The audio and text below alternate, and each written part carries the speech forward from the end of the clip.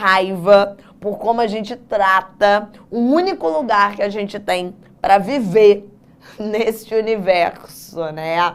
E assim, gente, a gente vai olhar todos os impactos, né, os principais impactos ambientais em uma aula só. Então, é claro que é uma aula bem pegada, bem densa. A gente vai num ritmo um pouquinho acelerado, mas não é a única aula de poluição que a gente vai ter. Vai ter muita revisão sobre isso. Geografia vai abordar isso com vocês. Química vai abordar esse assunto também. Então, assim, é a primeira de muitas vezes que vocês serão apresentados a esse tópico. Então, fiquem tranquilos que até o Enem vocês vão ter conseguido olhar tanto poluição, né? Tanto esse tema que vai ficando cada vez mais fácil. Eu vou começar focando na água, tá? Pensando principalmente nos impactos ambientais aquáticos. Começando por ele, uma grande estrela do Enem, a eutrofização artificial. Calma, não se assusta com o nome, porque dos impactos ambientais, esse é o que tem o nome menos óbvio de todos, né? O que significa eutrofizar? Porque para você entender eutrofização artificial, a primeira coisa que você precisa entender é o que significa a palavra eutrofizar. Eutrofizar significa deixar bem nutrido. Ah, Camila, muito bom então. A eutrofização artificial é então um processo no qual o ser humano, e por isso artificial, deposita nutrientes em excesso em uma massa d'água. Normalmente uma massa d'água lêntica, tipo um lago, uma lagoa, um rio mais paradinho. Bom, né, Camila? Bom. Botar nutriente é maneiro, não é? Não. Não é. E vocês vão ver por quê. Só que é uma tragédia. Depositar nutrientes em excesso na água, fazer essa eutrofização artificial, vai acabar com a vida naquela massa d'água. E assim, gente, não me faltam exemplos de águas eutrofizadas no nosso país. Eu coloquei 3 aqui, tá? Mas eu poderia passar 45 minutos de aula dando exemplos de massas d'água que foram poluídas dessa forma, que sofreram eutrofização artificial. Eu acho que um exemplo clássico é o Rio Tietê, em São Paulo, tá? Aqui no Rio de Janeiro, a Lagoa de Marapendi, a Lagoa Rodrigo de Freitas, tá? Em Minas Gerais, a Lagoa da Pampulha, a gente tem muitos exemplos de massas d'água eutrofizadas. Agora, como? Como é que o ser humano pode fazer? Vamos começar a montar o nosso quadro, porque a gente não tem muito tempo. Como é que o ser humano, Camila, pode fazer essa eutrofização artificial? Como é que a gente pode despejar nutrientes em excesso, né? Como é que a gente pode chegar ali num rio, num lago, numa lagoa, numa massa d'água e despejar ali nutrientes em excesso? Tem 2 formas do ser humano fazer isso. E aí vai depender muito, gente, de onde aquela lagoa, aquele lago, aquele rio está. Se for numa área urbana, tipo, por exemplo, a Lagoa Rodrigo de Freitas, o Rio Tietê, a Lagoa da Pampulha, provavelmente o que vai estar sendo jogado ali naquela água é esgoto. Agora, se for uma área mais agrícola, se for uma área mais rural, a gente volta na nossa aula de semana passada. Se for uma área mais rural, lembra que eu falei para vocês que o fertilizante que eu jogo na planta pode escorrer para a água. Então, numa lagoa, num rio, num lago que é próximo de uma plantação, essa água ela pode se acabar, né? Ela pode ser contaminada pelos fertilizantes que foram usados ali na plantação. No final das contas, gente, Não importa. Não importa se a gente jogou naquela água esgoto ou se a gente jogou naquela água fertilizante que a gente usou na plantação. Quando a gente joga esgoto, quando a gente joga fertilizante em excesso na água, a gente aumenta ali a quantidade de matéria inorgânica. A gente aumenta ali a quantidade de sais minerais. Quando a gente joga esgoto, quando a gente joga fertilizante, o nutriente que a gente aumenta naquela água são os sais. E aí eu pergunto pra vocês, quem que tá ali na água é capaz de usar esses sais minerais para alguma coisa? Quem que tá ali na água que vai se aproveitar desses sais minerais? As algas. As algas vão começar a usar esses sais para fazer fotossíntese. E quanto mais fertilizante, quanto mais esgoto, quanto mais sais minerais você dá para a alga, mais fotossíntese ela faz. Então, mais glicose ela produz, mais comida ela produz. Se ela tem mais comida, mais ela se reproduz, se prolifera. Então, as algas que estão ali vão começar a usar esses sais para fazer fotossíntese, para produzir alimento. Então, elas vão começar a se multiplicar, elas vão começar a se proliferar. A gente vai ter uma intensa proliferação das algas, especialmente daquelas algas mais verdes, né? Você vai passar pela água, joga aqui para mim, Renan. Você vai passar pelaquela água, pelaquele rio, pelaquela lagoa, e olha como ela vai estar verde, cheia de alga. Olha a cor da água da lagoa. Olha a cor da água da Lagoa da Pampulha, da Lagoa Rodrigo de Freitas, do Rio Tietê. Olha quanta alga tem aqui, gente. Usando esses sais minerais do fertilizante, do esgoto. Olha o esgoto a céu aberto sendo jogado aqui para fazer fotossíntese. Olha como elas se proliferaram. Olha a camada de alga que tem aqui. Só que vai ter um problema. Porque essa proliferação, ela é insustentável. Vai formando tanta alga, tanta alga, tanta alga, que as que estão em cima não vão deixar a luz entrar para as de baixo. Vai formando uma camada tão grande de alga que a luz não vai conseguir entrar. Eu vou diminuindo a intensidade luminosa, tá? Só que toma cuidado. A gente acabou de falar isso. Sem luz, não tem fotossíntese.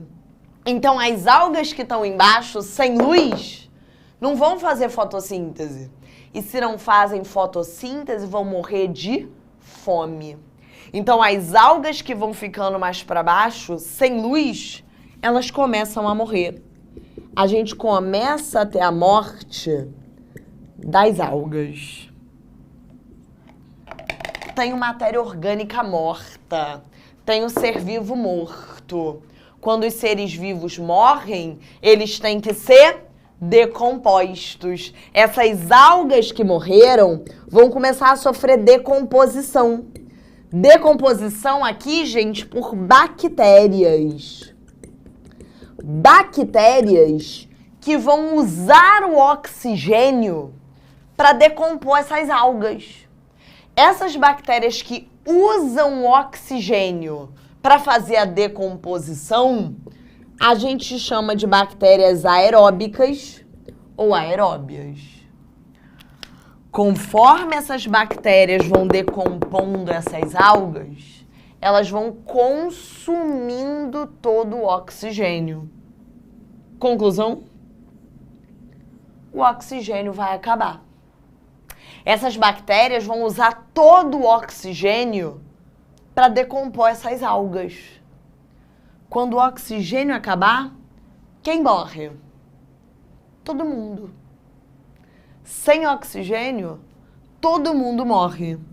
Inclusive, os peixes.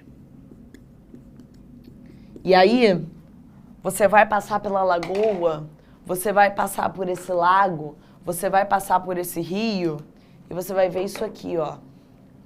Um bando de peixe flutuando morto. Peixe que morreu porque acabou o oxigênio. Só que esse peixe que tá morto aqui, ele também vai ter que ser decomposto. Ele também vai ter que ser decomposto por bactérias. Só que agora, essas bactérias vão decompor os peixes sem oxigênio, porque o oxigênio acabou. Essas bactérias que decompõem os peixes sem oxigênio, a gente chama de anaeróbicas. E aí, gente, tem um probleminha. Quando essas bactérias decompõem os peixes, elas liberam gases, como, por exemplo, o metano, que daqui a pouco a gente vai falar mais dele. E o gás sulfídrico. O gás sulfídrico, ele tem um cheiro horrível de podre. E aí você passa por essa lagoa, você passa por esse lago, e aí tá lá aquele cheiro de podre saindo dali, pela decomposição desses peixes, por essa decomposição anaeróbica, liberando esse gás sulfídrico. Beleza, gente? Por exemplo, eu não sei se vocês lembram, não precisa printar não, porque ainda vai entrar muita coisa nesse quadro, mas na época que o Rio de Janeiro sediou as Olimpíadas, foi uma vergonha, né, gente? Porque a Lagoa Rodrigo de Freitas, para quem não é do Rio, a Lagoa Rodrigo de Freitas, gente, ela fica numa área super nobre do Rio de Janeiro, tá? Onde está Ipanema, Leblon, é a zona sul do Rio de Janeiro. São bairros caríssimos, né? É uma área muito nobre. E ali na Lagoa Rodrigo de Freitas iam ter uma série de competições aquáticas. Só que assim, a lagoa fede. A lagoa fede porque ela é super eutrofizada. A gente joga esgoto na lagoa. Entendeu? E aí esse esgoto gera tudo isso. Você passa pela água da lagoa, ela tá sempre verde. Por quê? Porque vai estar cheia de alga usando esses sais minerais aqui. Se proliferando usando esses sais minerais do esgoto. Só que é insustentável. As algas que estão aqui embaixo não vão receber luz. E aí, sem luz, elas morrem de fome. Vão sofrer decomposição aeróbica. Essas algas que morreram, as bactérias vão decompor elas usando o oxigênio. O oxigênio vai acabar. E aí, sem oxigênio, os peixes morrem. Quantas vezes eu não passei na lagoa e os peixes estavam todos mortos? É muito clássico. Você passa na Lagoa Rodrigo de Freitas e vê um bando de peixe boiando. Tudo morto. E esses peixes vão sofrer decomposição. Só que agora uma decomposição sem oxigênio, porque o oxigênio acabou. Uma decomposição anaeróbica, que não só vai produzir metano, que a gente vai ver depois que tem a ver com aquecimento global, mas também o gás sulfídrico, que dá aquele cheiro de podre muito característico da decomposição. Então, assim, gente, é um grande problema. Foi uma vergonha para o Rio de Janeiro, uma vergonha para o Brasil, né? A partir do momento que essa água tá assim, a gente não pode mais utilizar ela para o transporte ou para o lazer, né? Ela tá podre, né? Esse peixe não dá para comer, porque ele está sendo decomposto, ele está estragado, então não dá nem para aproveitar como comida. Então, se for um rio, se for uma lagoa que sustente aquela população que está ali, as pessoas vão passar fome também. Então, é sempre um processo muito complicado, tá? E é sempre bom ficar atento a isso. Eu sempre conto para os alunos muito rapidinho, vou contar para vocês também, de uma história, né? Eu nunca revelo o local, mas eu e minha mãe tiramos férias, né? Por aí, por esse Brasilzão. Saímos do Rio de Janeiro, fomos tirar férias, não sei o quê. Aí chegamos numa praia lá, no tal lugar, que eu não vou contar onde era. E aí, tudo bem, eu olhei aquela praia, já achei um pouco estranha. Porque, assim, eu não gosto de onda, eu tenho medo de mar, tá? Mas eu não entro, de boa. Mas era uma praia que não tinha onda, sabe? Era uma praia meio lagoa, assim, né? Bem paradona.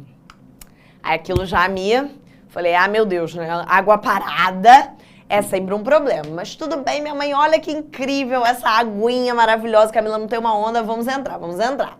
Aí pegou a mãozinha e entramos nós duas.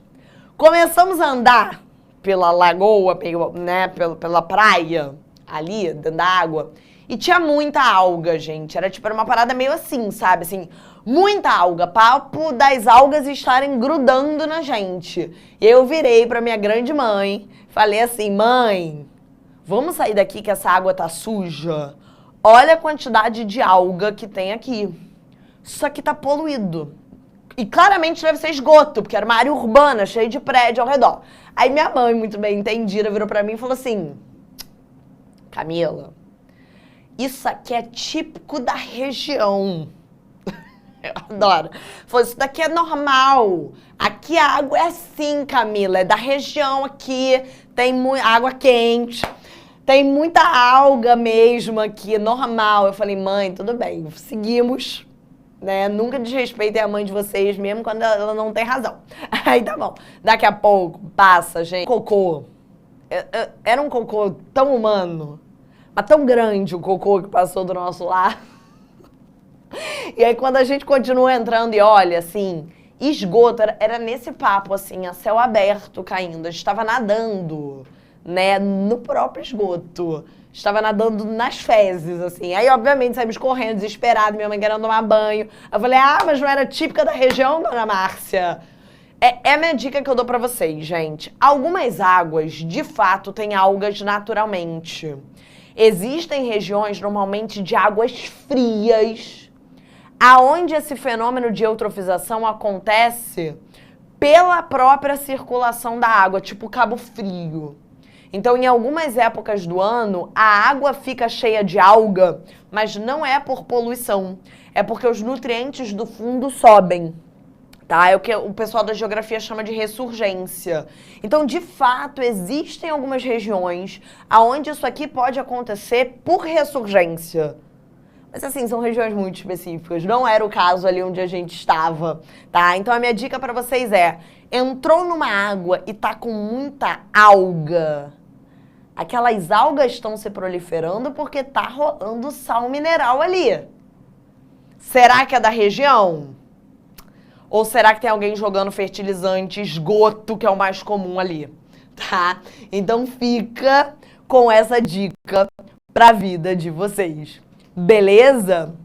E muito semelhante à eutrofização, e eu vou botar no mesmo quadro, existe um outro fenômeno ambiental que é a maré vermelha. A maré vermelha também é chamada de floração de algas nocivas, ou FAN. Vocês vão entender por quê. A maré vermelha, ela começa igualzinha a uma eutrofização. Igualzinha, gente. O início é exatamente igual. Eu começo jogando ali naquela água esgoto ou fertilizante. O esgoto e o fertilizante vão aumentar a concentração de sais minerais. A diferença é que na região de maré vermelha, as algas que estão ali, as algas que vão utilizar esses sais para se proliferar, são algas vermelhas. Então, a gente vai ter uma proliferação de algas vermelhas. Essas algas, vocês têm que saber o nome. Elas recebem o nome de dinoflagelados ou pirrófitas. Então, quando você passa pelaquela água vai estar assim, ó, toda avermelhada. Porque essas algas que estão usando os sais minerais para se proliferar, elas são vermelhas. Por isso a gente chama esse fenômeno de maré vermelha. Só tem um probleminha. Essas algas, conforme elas se proliferam, elas liberam uma toxina. Uma toxina que simplesmente mata tudo que está ao redor. Então, a maré vermelha, ela é um pouquinho mais severa. E ela, inclusive, acaba bem mais rápido. que o resto do processo. Porque conforme esses dinoflagelados eles vão se proliferando, eles vão liberando essa toxina que sai matando tudo que está ao redor, inclusive o próprio ser humano, tá? Essa água não dá para entrar. Diferente do que eu fiz lá com a minha mãe e me afundei ali com ela no esgoto, nessa água aqui, se a gente tivesse entrado, a gente poderia ter morrido, tá? A gente absorve essa toxina pela pele e ela pode, inclusive, matar, tá bom? Então, é um fenômeno bem mais perigoso. Só acontece em regiões muito específicas onde existe essa alga, mas, se por acaso elas começarem a receber excessos de nutrientes, elas vão se proliferar e vão começar a liberar essa toxina em excesso, tá? Para quem é muito bom em ecologia, qual o nome dessa relação ecológica em que uma espécie libera uma toxina que mata as outras ao redor? Como é que eu chamo essa relação ecológica? É o amensalismo. Então toma cuidado, que a maré vermelha também pode cair numa questão de relação ecológica, falando de amensalismo. Beleza? Tranquilo, gente? Agora tira o print. Agora você tira o print, tá? Show de bola? Pra gente continuar. Faltam mais 2 impactos que eu queria falar com vocês em relação à água, mas agora a gente vai no slide mesmo, para a gente ganhar um pouquinho mais de tempo. O próximo impacto ambiental é a magnificação trófica ou bioacumulação. Magnificação trófica ou bioacumulação é quando uma toxina se acumula ao longo de uma cadeia alimentar, tá? Toda vez que o Enem falar que uma determinada toxina se acumula ao longo de uma cadeia alimentar, pode ter certeza que ele está falando de magnificação trófica. A grande pergunta é por quê? Por que que uma toxina se acumularia ao longo da cadeia? Essas toxinas que se acumulam, elas têm algumas propriedades em comum. Primeiro, elas são lipossolúveis, ou seja, elas são solúveis em gordura. Elas acabam se solubilizando na gordura dos seres vivos. E elas não são biodegradáveis. Ou seja, os seres vivos não conseguem degradar, não conseguem eliminar, não conseguem jogar essa toxina para fora. Se você consumir uma toxina com essas características, quando você consome ela, como ela não é biodegradável, você não consegue jogar para fora. E ela vai se acumulando na gordura do seu corpo. Um exemplo, tá? Os 2 exemplos mais clássicos para o Enem é um pesticida muito famoso, que é o DDT.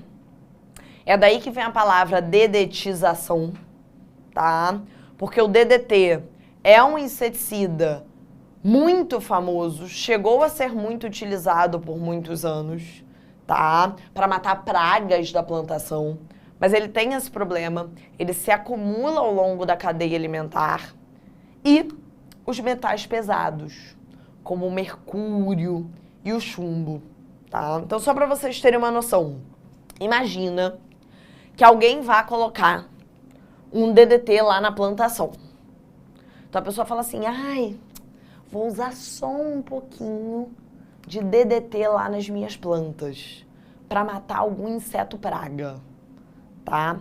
Mas é só um pouquinho. Eu vou usar lá na plantação, sei lá, 0,000003 ppm. Bem pouquinho de DDT. Não vai dar nada. Só que aí esse DDT, que você jogou bem pouquinho na plantação, ele cai na água. E ao longo da cadeia alimentar, ele sofre magnificação trófica. Ele vai se acumulando. Porque os seres vivos vão ingerindo ele e não vão conseguindo jogar ele para fora, ele não é biodegradável. E ele vai se acumulando na gordura do corpo dos seres vivos. E lembra que quanto maior o nível trófico, menor a energia. Então, quanto maior o nível trófico, mais aquele animal tem que comer. Então, mais toxina ele vai ingerir. E essa toxina vai se acumulando no corpo. Olha isso aqui, olha esse exemplo. Você jogou só um pouquinho, né? Olha o quanto de DDT que se acumulou e chegou no topo da cadeia. Reparem o problema? E o ser humano é o que mesmo? Topo de cadeia, né? Pois é. O mercúrio é muito usado no garimpo para separar o ouro do resto dos sedimentos. Aí depois que separou ali o ouro do resto, joga o mercúrio na água. Ai, mas a gente joga tão pouquinho de mercúrio, tão pouquinho, é quase nada. Mas ele vai se acumulando ao longo da cadeia alimentar. O mercúrio é um metal pesado, ele não é biodegradável. Olha a concentração que chega no ser humano, que é topo de cadeia. Causa danos seríssimos ao nosso sistema nervoso central. Então esse é o grande perigo, tá, gente? Dessas toxinas que sofrem magnificação trófica, que se acumulam ao longo da cadeia alimentar. É lembrar que o ser humano costuma ser o topo da cadeia. Então elas vão chegar na gente em concentrações altíssimas, tá? Altíssimas. E aí podem causar danos severos ao nosso corpo. E para fechar a parte da água, comentar brevemente com vocês também de maré negra, que é o vazamento de petróleo, tá? Vira e mexe, a gente encontra alguma reportagem sobre vazamento de petróleo, né? Eu separei essa aqui que é bem antiga, a gente sabe, que foi quando explodiu ali a plataforma do Golfo do México, em 2010, tá? Já faz muito tempo, mas é porque foi um desastre, assim, muito impactante, né? Foi um dos maiores desastres ambientais dos Estados Unidos, além das pessoas que morreram na explosão, né? A mancha de petróleo se espalhou, né? Ele bota aqui por quase 2.000 quilômetros de água, tá? E o petróleo, gente, o grande problema do petróleo é que ele, na verdade, ele não vai misturar com a água, né? O petróleo, como ele é hidrofóbico, ele forma uma camada em cima da água. Isso vai gerar uma série de problemas. Primeiro, essa camada de petróleo aqui, em cima da água, ela vai dificultar a troca gasosa, tá? Então vai dificultar, por exemplo, a entrada de oxigênio, a saída do gás carbônico, vai dificultar essa difusão de gases na água. Além disso, essa camada de petróleo não vai deixar entrar luz. E sem luz, não tem fotossíntese. Sem fotossíntese, todas as algas, as plantas, a base da cadeia alimentar ali, vai morrer. Olha a gravidade disso. Os animais também vão ser afetados, tá, gente? Uma ave, por exemplo, algumas mergulham para pegar peixe. Quando elas mergulharem nessa camada de petróleo, algumas ali mesmo já vão afogar. Já não vão mais conseguir levantar voo. As que conseguirem voltar para a terra firme vão voltar assim, ó. Olha essa imagem, gente. Olha essa imagem. Banhadas de óleo. Sabe, aqui não vai mais conseguir voar, ela tá muito pesada, tá? Ela não vai mais conseguir levantar voo. Ela vai morrer de fome. E lembra da questão do Enem. Se você quiser salvar essa ave, você vai ter que tirar esse petróleo com sabão. Só que o sabão, o detergente, ele vai também tirar o óleo natural que essas aves têm na pena, que é um óleo que impede elas de molhar. Sem esse óleo, se ela pegar uma chuva, se ela entrar na água, ela vai morrer, afogada. Ela não vai conseguir levantar mais voo. Então, assim, são consequências desastrosas. Fora que os próprios animais, os peixes que estão ali, né, vão ingerir esse petróleo, vão acabar morrendo intoxicados. Então, é muito desastroso, tá? Toda vez que um acidente desse acontece, é sempre muito difícil para a vida marinha, para a vida toda naquele local, beleza? Então, aqui mais umas imagens para vocês verem como é grave. Show de bola? Agora, gente, nesses minutinhos finais, queria falar mais com vocês sobre os impactos relacionados ao ar atmosférico, especialmente os danos à camada de ozônio e o famosíssimo aquecimento global. Começando com a camada de ozônio. Para você entender qual é o problema de destruir a camada de ozônio, primeira coisa que você tem que entender é para que serve a camada de ozônio. Tá? A camada de ozônio é uma camada feita de ozônio, O3, para quem não lembra da química, com mais ou menos 25 quilômetros de espessura. Essa camada ela é super importante para absorver a radiação ultravioleta do Sol. Toma cuidado, gente, que quando eu penso na radiação solar, ali dentro da radiação solar tem vários tipos diferentes de radiação. Então, por exemplo, daqui a pouco eu vou falar com vocês de radiação infravermelha, tá? A camada de ozônio ela vai absorver essa radiação aqui. Essa parte da radiação do Sol, que são os raios ultravioletas, tá? Quando a gente pensa em radiação UV, quando a gente pensa em radiação ultravioleta do Sol, a gente está pensando em 3 raios diferentes: UVA, UVB e UVC, tá? UVA, a radiação ultravioleta A, ela passa pela camada de ozônio totalmente, tá? Todos os dias do ano, tá? Durante todo o dia, a gente recebe UVA do Sol. A camada de ozônio não nos blinda contra essa radiação. A UVA é a radiação, né, que vai penetrar na camada mais profunda da nossa pele, lá na derme da pele, tá? A UVA é a radiação que vai estimular a produção de melanina. É o que vai deixar a gente, de fato, bronzeado. Então, quando você vai na praia e você sai com mais melanina na pele, você sai mais bronzeado, tá? Você produziu mais melanina, mais pigmento na pele, você recebeu UVA. A UVA foi lá na tua derme e estimulou a produção de melanina. Então ela é 100% boa, Camila? Não, porque ela também danifica o teu colágeno da pele, que é o que mantém a tua pele firme. Fica tomando UVA na pele, você vai ficar bronzeado, mas tu vai envelhecer super rápido, tá?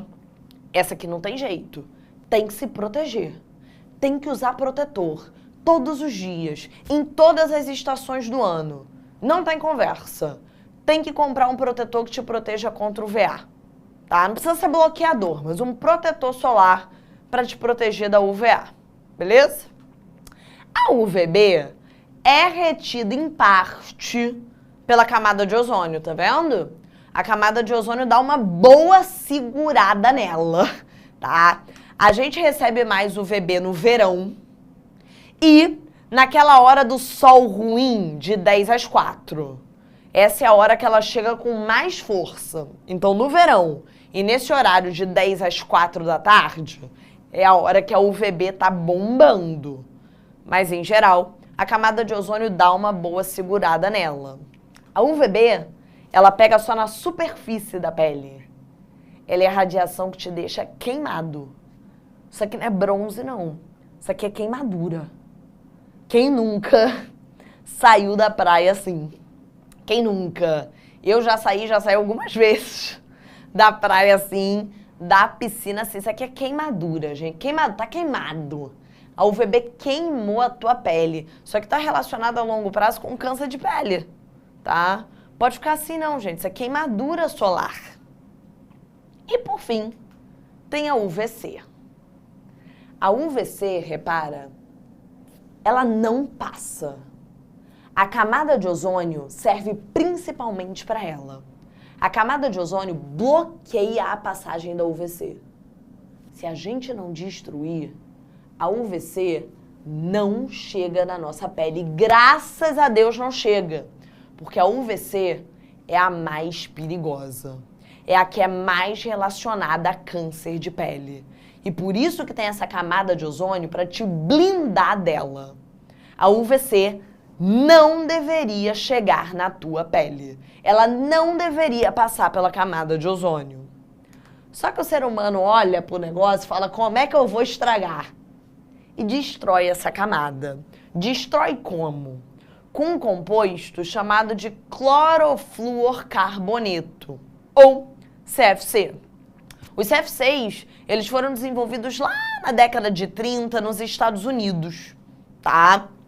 Eram compostos muito baratos e que podiam ser usados tanto em geladeiras, ar-condicionados, como também em spray, tipo desodorante, inseticida, tá? Como eles eram muito baratos e muito versáteis, quando os CFCs foram, sintetizados, eles começaram a ser usados em tudo. Tudo tinha CFC. Você comprava uma geladeira, um aparelho de ar, um desodorante, um inseticida, tudo tinha CFC na composição. Só que na década de 70, se descobriu que eles destruíam a camada de ozônio. Esses CFCs, eles liberam esse cloro lá na camada de ozônio. E o cloro transforma o ozônio em oxigênio. Ah, Camila, mas oxigênio é legal? É, mas o nome da camada é camada de ozônio. Porque para funcionar ela tem que ser feita de ozônio. A partir do momento que o CFC chega lá e libera cloro, e esse cloro transforma o ozônio em oxigênio, a camada perdeu o efeito. Ela vai ficando cada vez mais fina, porque o ozônio que está ali vai sendo transformado em oxigênio. E aí, se a camada vai ficando cada vez mais fina, cada vez mais passa a radiação UVC, cada vez mais UVB, e agora UVC consegue chegar na nossa pele. Na década de 70 isso foi descoberto. O Protocolo de Montreal proíbe o uso do CFC. Então, em 87, com o Protocolo de Montreal, esses compostos foram proibidos. Mas foi bastante tempo de estrago, né, gente?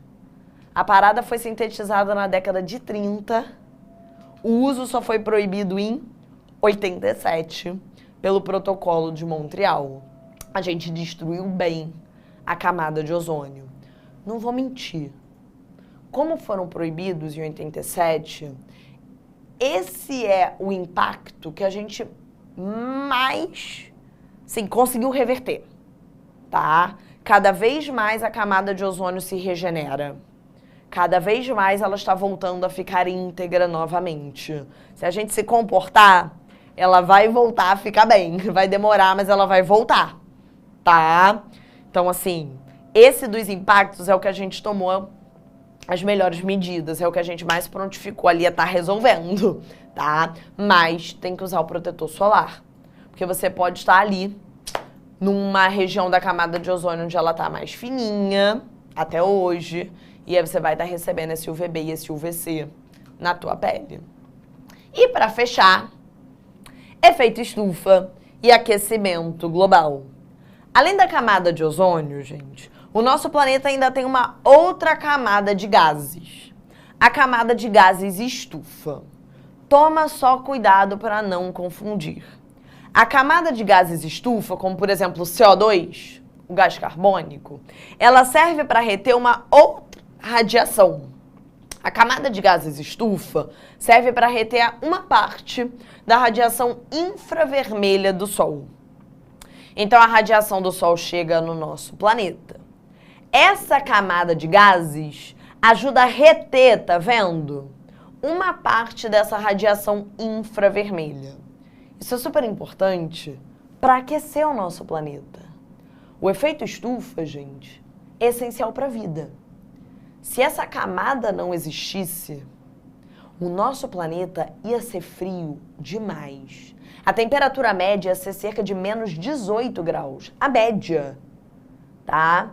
O nosso planeta talvez não conseguisse ter a quantidade de espécies de vida que tem hoje. Então, o efeito estufa é um fenômeno natural e que precisa acontecer. A gente precisa ter essa camada de gases. A gente precisa reter uma parte da radiação infravermelha. Isso é que é necessário para manter a temperatura na vida da Terra adequada, né, para as espécies que estão aqui.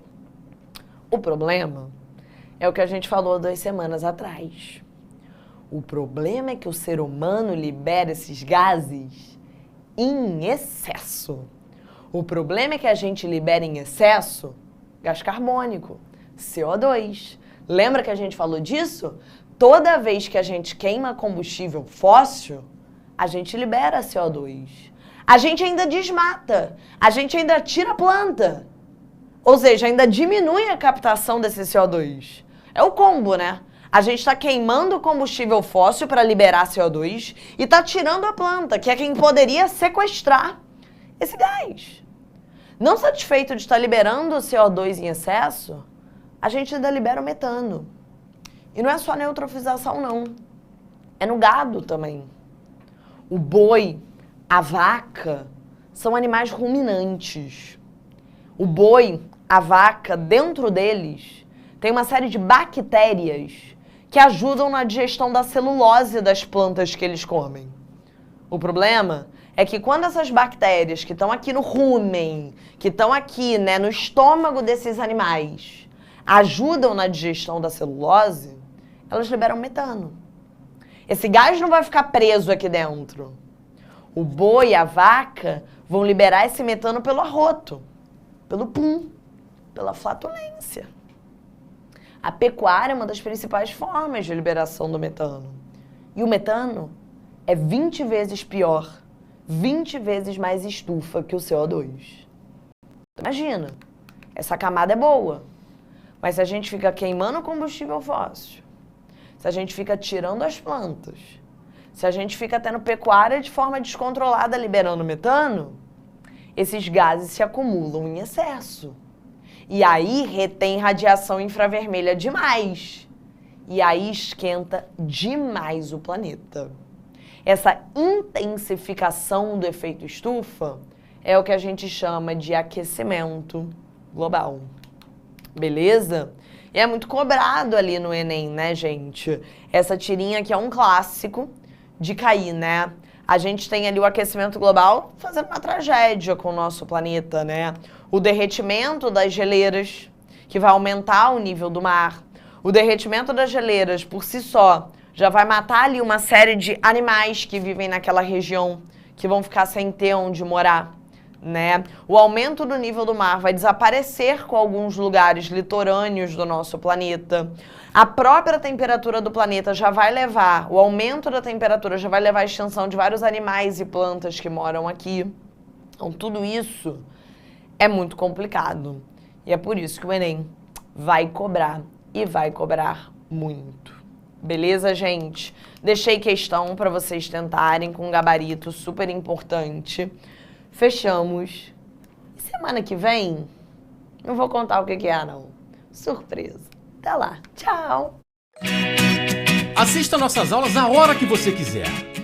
Vem com o Pro, o cursinho online que mais aprova no Enem. Assine em proenem.com.br.